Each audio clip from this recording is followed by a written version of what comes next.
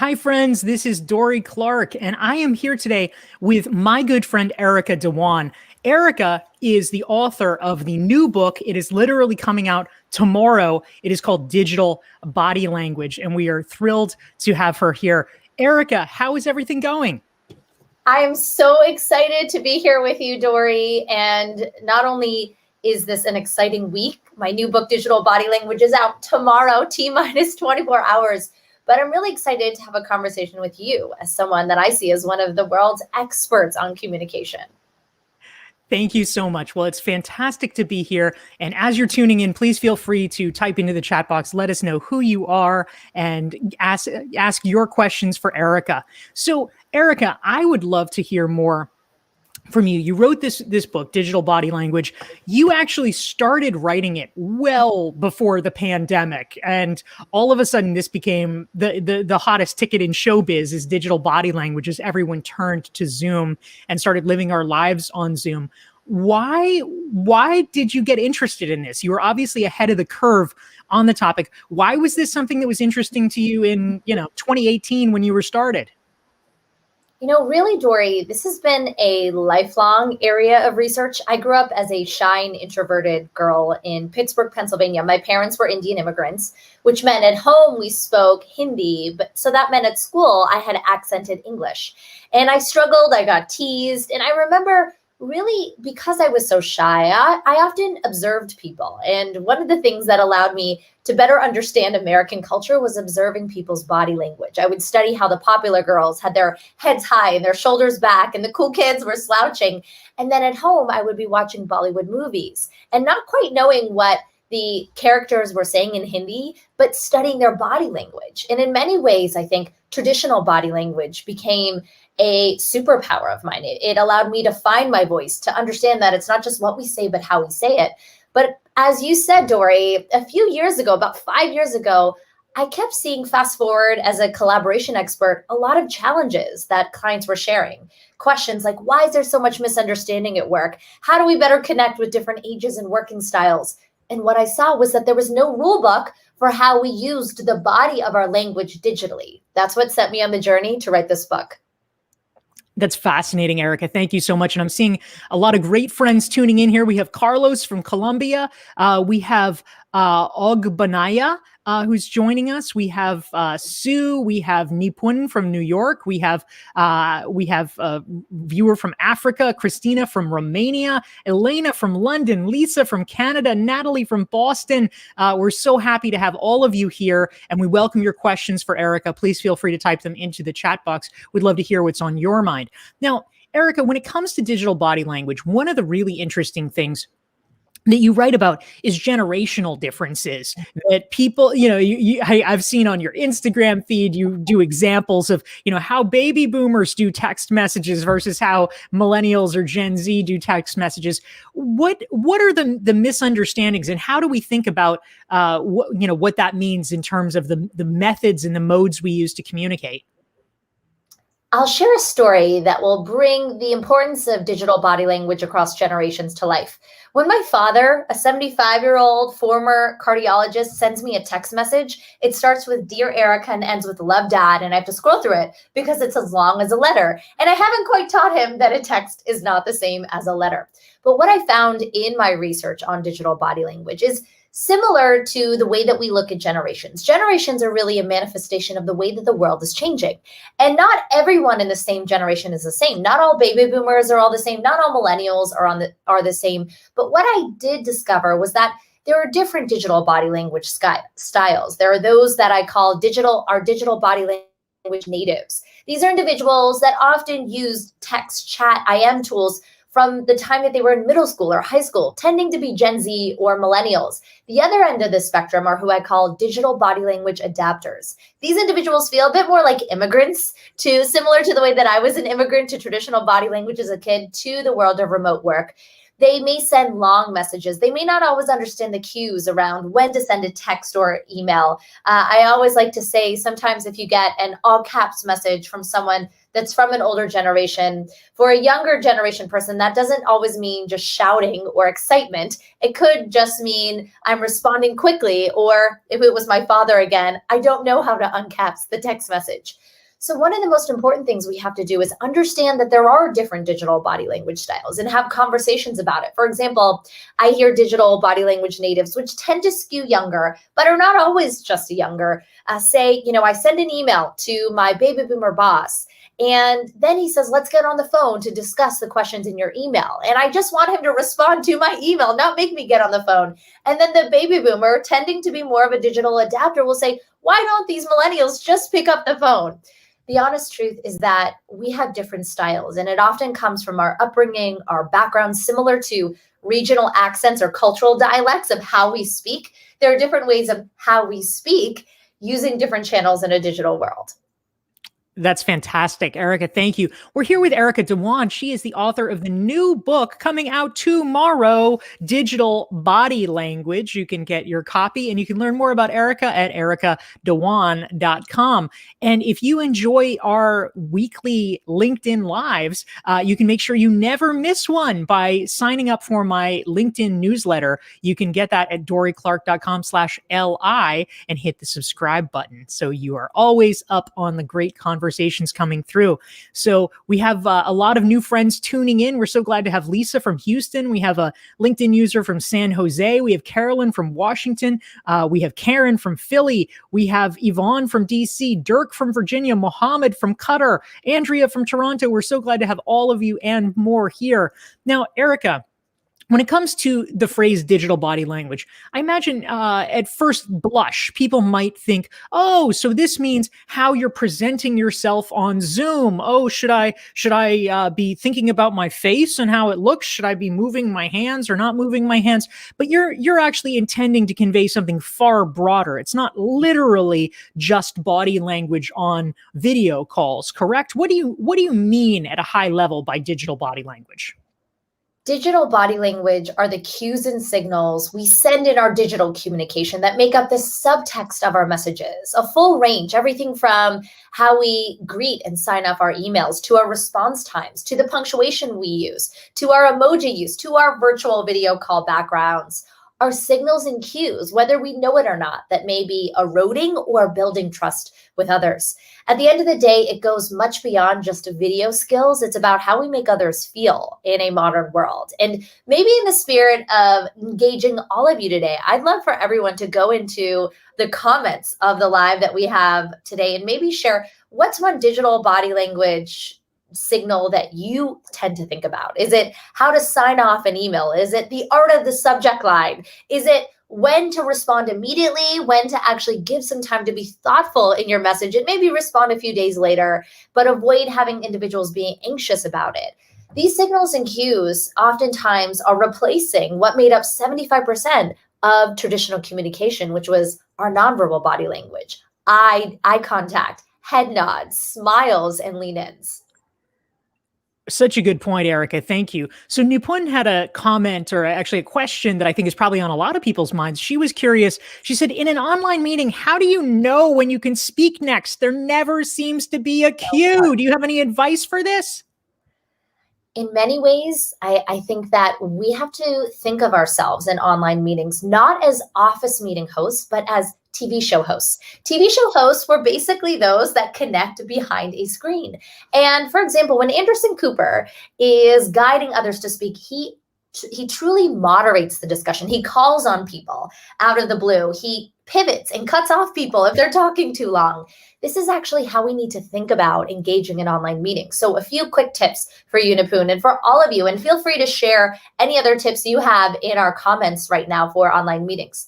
The first is, if you're a meeting host, I recommend having a clear agenda sent before that meeting, whether it's 48 hours before. Get everyone on the same page and think about how you may include others. Maybe you'll rotate moderators for different parts of the meeting. Maybe you'll have a specific point in the meeting where you'll ask everyone to share in the chat first, and then you'll call on people that have a different or diverse opinion. Or it may feel a bit forced, but it's very practical online. Maybe you'll say, let's go in this order to have everyone speak in the meeting. We're going to start with Dorie, then we're going to go to Erica, then we're going to go to Nipun, then we're going to go to Rob. And actually, if we do that and say each person gets 1 minute, we actually can be more thoughtful and get more ideas shared. I think the other thing that's important is in the rise of online meetings, what can often happen is in that spontaneous discussion, we may reward the fastest person to jump in versus the most thoughtful ideas. This often rewards extroverts and excludes introverts. So take the time to remember to use virtual whiteboards and chat tools. Remember, not everyone is as apt to just jump in. And as a moderator, think like a TV show host to be more effective. That's a great insight. I love that and haven't heard it before, Erica. That's terrific. So I see an interesting comment from Patrick. He's actually a member of my Recognized Expert community. Hi, Patrick. He mentions that he works internationally and he has to adjust to other countries' digital norms. Tricky. And it's true. There's a lot of information out there about cultural differences in cross-cultural communication, but mostly that's about dealing with people in person. How does this play out on an international sphere, Erica? I'll start with a story that I shared in my book that's in my chapter called Lost in Translation, Digital Body Language Across Cultures. Lainey, who is a leader of a team at a large financial services company, Dorie and I both know her, told me a story of how she was running a global steering committee. She's based in New York. She's American. She's a team member in London, a female. She's a team member in Sydney, Australia, and she is a teammate in Buenos Aires, Argentina. And while she ran her regular video calls with this global steering committee, she found that her colleague in Buenos Aires was not engaging much on the call. At first, she thought, well, maybe he's multitasking. Then maybe was he not engaged? Finally, she stopped assuming and she IM'd him during the conversation just to check in. And finally, he IM'd her back saying, I'm having such a hard time translating 3 different English accents at the same time when English is not my native language, an American accent, a British accent, and an Australian accent at the same time. This was a moment where Lainey really had to check her own bias, to recognize that similar to the way that we have cultural accents in different countries of the world or regional dialects, what we may say in the US may be different in England or in India, we have different digital body language norms in different countries. So I do talk a lot about, first of all, understanding what might be some of those digital body language cultural norms when you're communicating with those in different parts of the world. And secondly, assuming good intent when you may get something that you may react to, and also checking your own bias. I'll give you another example. One of my clients who's from the UK, a male, ran a team. Many of the team members were in Latin America, and he would always send his emails saying things like, unfortunately, or use phrases like, I regret to inform you, or always end his emails with best regards. And his Brazilian colleagues found him so off-putting because in Brazil, it was just cultural to use emojis and exclamations to bring that emotional nuance back. And I think that if you think about Lainey's story and the story of different cultures, one of the most critical things we can do is remember that we are not all the same.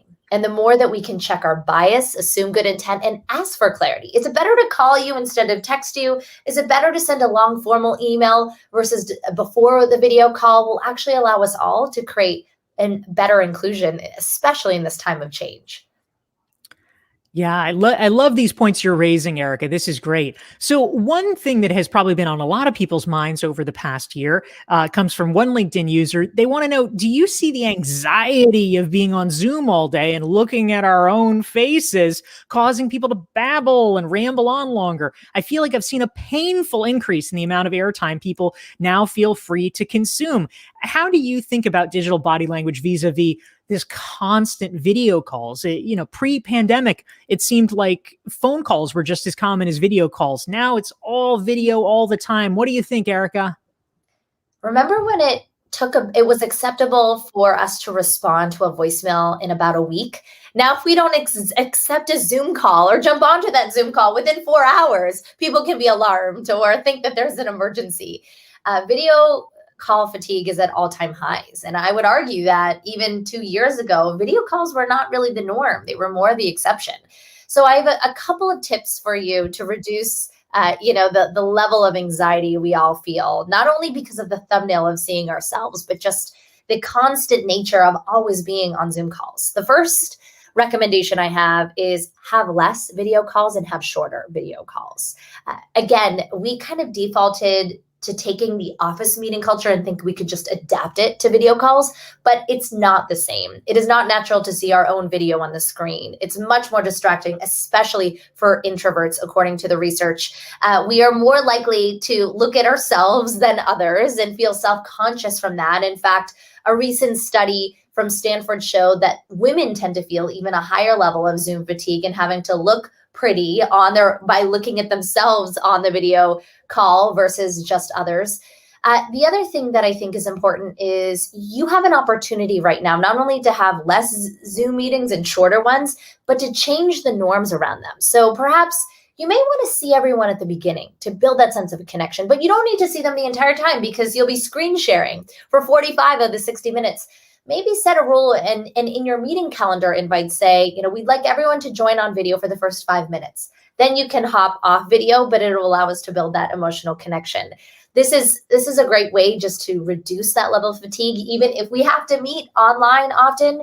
The third thing I recommend is know when to pick up the phone versus not having a video call, and try to bring back that expectation. If you'd like, and the invite say, no video required, this is a phone call, I think that it's a refreshing opportunity for all of us right now. And last but not least, when it comes to just the distractions and the awkwardness we feel of looking at ourselves, try to infuse some of the other avenues of creativity in video calls. For example, use the chat tool more. As was mentioned, we tend to speak more if we see our own video on the screen. Try to say, I'd like everyone to share their answers in the chat first, and then we'll call on people to speak. This actually allows people to be more concise. They think better in writing, and they're more concise than in speaking, or use virtual whiteboards so that people are turn taking, so that, again, you don't feel like certain individuals are taking up all the airtime. So those are about 4 or 5 tips that I think can help us all navigate Zoom overload. Those are great tips, Erica. I love it. And to your point about cultural differences, I just think this is hysterical. I'll put it up on screen here. Dirk says, I often sign off emails with the word cheers. I had a client in the Midwest who thought I often called from bars or was a heavy drinker. That's right. Cheers. It's absolutely very much true. And in my book, I even talk about how emojis can be misinterpreted. In fact, in the US, the thumbs up emoji is a signal of excitement or I've got it. In countries like Iran and Afghanistan, the thumbs up emoji is a vulgar or offensive emoji. It means to sit on it. So we have different norms around the same cues in different parts of the world, and take the time to, not just be self-conscious, but to ask others, to be curious, to notice instead of assume or judge. And it can allow us all, again, to feel stronger connections even while afar. Yeah, that's awesome. Thank you very much for that important point. That's great. And I see a question in the chat box came through from Leandro. He wants to know, is it possible to get a recording of this? Leandro, yes. If you go to youtube.com/Dorie Clark, you can find a recording there. And if you actually subscribe to my YouTube channel, you'll be notified anytime one of our weekly sessions comes up. So you'll have the ability to do that. So invite you to subscribe at youtube.com/Dorie Clark. And again, we are here with Erica Dhawan. She's the author of the new book, Digital Body Language. And you can learn more about her at ericadhawan.com. So Erica, we had some great points come in a little bit earlier, and I just wanted to go back to them. One that I thought was interesting was, how do you deal with silence in digital body language when a direct question is asked? If there's these kind of awkward moments, how do you think about that, or how do you respond in the moment? We need to bring back the power of silence in a digital meeting. Remember the power of silence in that office meeting where someone was stroking their chin, someone had furrowed brows. you knew someone was thinking thoughtfully. Now I feel like if there's a 2-second pause, we initially react and say, are you on mute? Are you having tech issues? Is everything okay?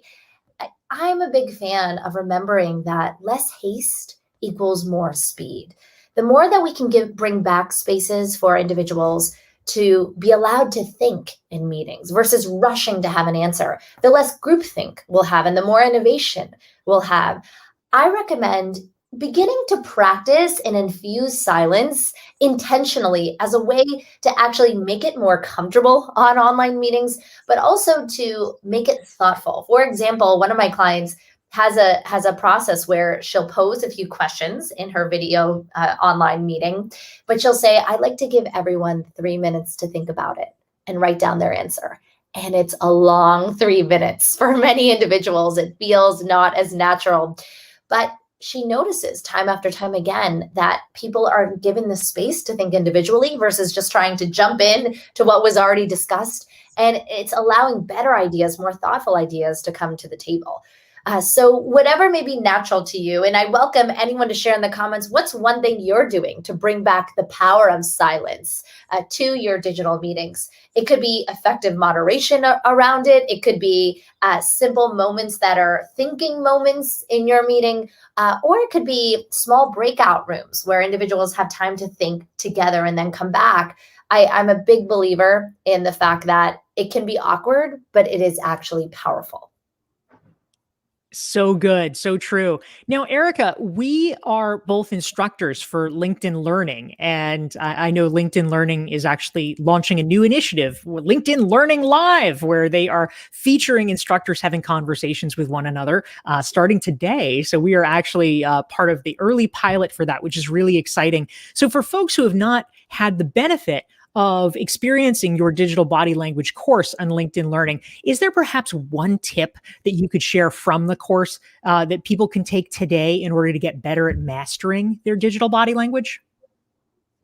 My favorite tip in my LinkedIn course, Digital Body Language, is brevity creates confusion. The pressure to communicate quickly can often cause us to make mistakes, to sometimes leave out context altogether. I'll never forget one of my clients. She's a chief marketing officer at an organization, and she was on a video call recently reviewing some slides from her team. She said something of the likes on one slide, let's iterate on this a bit more. What she thought she said was, let's add 2 more bullet points. Her team comes back a week later with 10 new slides, about 40 hours of work, and she was just looking for 2 more bullet points. She realized that her brevity created a lot of miscommunication. And imagine how demotivated the team felt when it turned into 2 bullet points. If we take the time to remember to think before we type, to be careful with our words, to remember that writing clearly is the new empathy and reading carefully is the new listening, we will truly be able to create more productive and collaborative organizations. And it all starts with our digital body language. Reading carefully is the new listening. That is such a great pull quote. I love that, Erica. Now, in terms of a previous comment, this was sort of a shout out about topics that folks were interested in or had thoughts about. I just wanted to highlight this. I thought this was interesting from Stephanie. She says the art of the subject line. I would love to get your thoughts, Erica, because when it comes to email specifically, we all know people are so overwhelmed. They're getting hundreds of emails a day. A lot of them, frankly, they don't even open. They don't even look at. Do you have thoughts about how we can effectively craft subject lines so that people at least will read what we send them? Absolutely. I'm going to share some of my best practices when it comes to the art of the subject line. But to make this a little fun, maybe I'd like to ask everyone listening to go into the comments and share, what is your biggest pet peeve subject line that you get? Is it a subject line that says follow up, or a subject line that says need this urgently in all caps? What are some of the subject lines that you hate? Because I think actually as a collective group, we can showcase what a good subject line versus a terrible subject line looks like. Now, the first thing that I want to share when it comes to this topic is we have to remember that email is visual. We read our email inbox in the way that we read websites, from top down, and we decide what emails to open, often based on the subject lines. Of course, we look at who sent it, but especially when we get hundreds of messages right now, a subject line can make or break whether we open it. When it comes to the art of the subject line, it often depends on the situation, and I will help you understand what type of subject line to use based on two questions. The first question is, who has more or less power in who you're emailing? And the second question is, how much do we trust each other? So the first question, who has more or less power? If you are someone who has less power and you're sending something to someone who has more power, you may err on the side of formality in your subject line. You may want to be very specific that it's a work request or it needs a reply within 24 hours. I recommend getting very to the point, specifying what you need from someone else in the subject line. Don't have an RERE, no subject, or just idea that's very vague. Make it clear and to the point of exactly what you need. And if you're someone who has more power, it can also be helpful because you're often giving out work requests in your subject line to have a response time expectation. For example, 3H means I need this in 3 hours. 4D means I need this in 4 days. Another one of my favorites is NNTR, which means no need to respond. So people know they can just read it and not have to respond, clogging up your inbox and wasting their time. The second is not just power levels, but trust levels. Now, if there's high trust, if this is someone who you follow often or you talk to often, you can err on the side of more informality in your subject line. Maybe you can write something like tonight or see you soon. But if there's low trust, again, you want to err on the side of thoughtfulness and careful form so that individuals really get what you mean, because it can make or break whether they open it. Those are just some examples, but I'm excited to see anyone who wants to share some pet peeves of terrible subject lines as well. That's great. Well, a lot of great stuff has come in, Erica. I see Hope says one of her least favorites is forward, RE. Oh, yeah. I hate that one. Yeah, we have another up with someone. Change the subject line. Sometimes people miss things and we struggle with following up, but don't follow up to the RERE. Follow up with a clear new subject line. Absolutely. We have another pet peeve is just having a blank subject line. Jenny says urgent when it's actually not urgent. Urgent. I need your lunch order. In all caps with exclamations. Don't worry, I give a guide on what all caps and exclamations mean as well in the new book. That's right. That's right. Yes. We have Cheryl says a pet peeve, a series of replies that's no longer even on the same topic. These are great ones. We have another user saying subject line having caps. so many things people are doing wrong. It's not only about the subject line. Remember that the body of your email is visual. Just like we read our inbox like a website, we read emails like website. Do you have bold and underlined headings? Did you get to the point quickly? Or is it 3 paragraphs that no one wants to read? And how we use these different styles actually, again, makes or breaks whether people answer all of our questions in an email. So good. Yeah, that's great, Erica. So we are nearly at time. We probably have time for one more question, but just as a reminder, if you're enjoying this conversation, you should definitely check out Erica's book. It's called Digital Body Language, and you can learn more about her and her work at ericadhawan.com. If you want to make sure you're never missing one of these fun conversations, and you can even learn about my forthcoming book, you can sign up at dorieclark.com for that. And again, ericadhawan.com, her book is Digital Body Language. So Erica, last question, which I think a lot of us are grappling with from Anna. She wants to know, is there any anatomy around structuring an effective virtual meeting? We're doing this all the time now. Oh my gosh. What do we need to know? Do I have some new meeting norm rules for all of you? Now, when it comes to our meetings today, I have 3 best practices I want to share. The first is what you do before the meeting. The second is what you do during the meeting. And the third is what you do after the meeting. Now, when it comes to before online meetings today, have clear agendas. Set norms in your meeting invite around whether everyone should be on video or not. You don't want to create the opt-in because then you'll get half the people on, half the people not. You want to create the opt-out if you want to set some expectations. Then in your meeting, you need to value others visibly. We don't have eye contact or the same body cues like we did in the past. Saying something at the beginning of the meeting, such as, here's what success looks like at the end of the meeting. Here's how I'm going to engage all of you to participate in this meeting. And if we all stay present, I will end the meeting 10 minutes early. That will quickly avoid multitasking. And last but not least, At the end of the meeting, have a note taker who is summarizing the thoughts from the meeting and sending out a quick email within 30 minutes of the meeting. This is like the new virtual handshake. It ensures everyone was truly all on the same page, and it can transform how work gets done after the meeting. So those are 3 quick tips for you. And in my new book, I actually have meeting norms, video call norms, phone meeting norms, email norms. So I hope you'll check it out and order it today. And you'll be able to use these not only individually, but with everyone you work with. So good, Erica. This is great. LinkedIn user said, "Are pets allowed to disregard digital body language?" I'm going to vote yes, that they do all the time. All the time. They're like children, or they have it even easier than children. They're not often yelled at if they run in on a Zoom meeting. That's right. I think it's actually extra points if the cat walks in front of your face. Well, it's a great discussion. Amity says, thanks for so much invaluable content and suggestions. Thank you all for tuning in. Again, the book is Digital Body Language by Erica Dhawan, and it is out tomorrow. Erica, we're so glad to have you here. Thank you, Dorie. Thank you for teaching us all great ways to be better and communicate better. And I'm so appreciative to join today. Thank you so much. And everyone tuning in, please tune in again on Thursday, noon Eastern, 9 Pacific, 5 o'clock in London. I'm going to be interviewing Robert Cialdini, the author of Influence, The Psychology of Persuasion. I'm going to be on the Newsweek channel. For that, you can go to newsweek.com/LinkedIn Live for that. So I look forward to seeing you then. Erica Dhawan, great to have you. Thank you.